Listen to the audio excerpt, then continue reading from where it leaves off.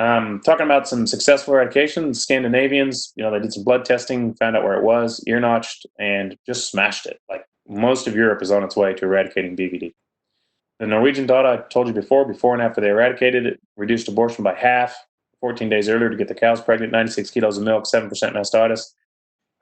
Took them 12 years to get rid of it. Originally, it was voluntary. Eventually, the government said, look, you guys, you need to come to the party. Farmers covered most of the costs. And at this conference that I was speaking at, he said, look, you guys have the tools. What are you waiting for? Like, why are you still sitting on your hands? And in the US, we've got 160 licensed BVD vaccines. We've got one in Australia.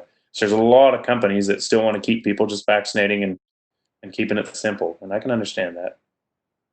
The Swiss, they pretty much eradicated it in 5 years. Again, 1.5 million head. And it's a shit show, really, if you think about it. 1.5 million head on 38,000 farms, but then they co-graze in the summertime.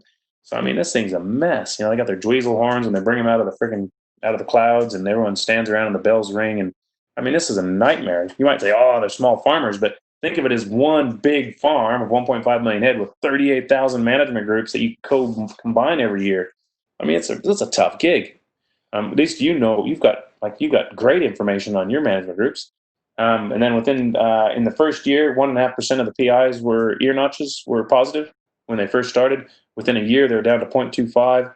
Within about 3 years, they're down to 0.05. And by 5 years, they completely eradicated it just by finding the PIs and shooting them, putting them in a hole. So what about Australia?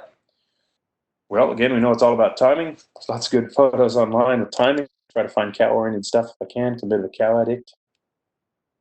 This is a good timing photo. I just thought it was funny. I can't really tell a story that goes along with that other than if that's a PI shitting on him, he's going to be a bit of a vector when he goes back to see the calves.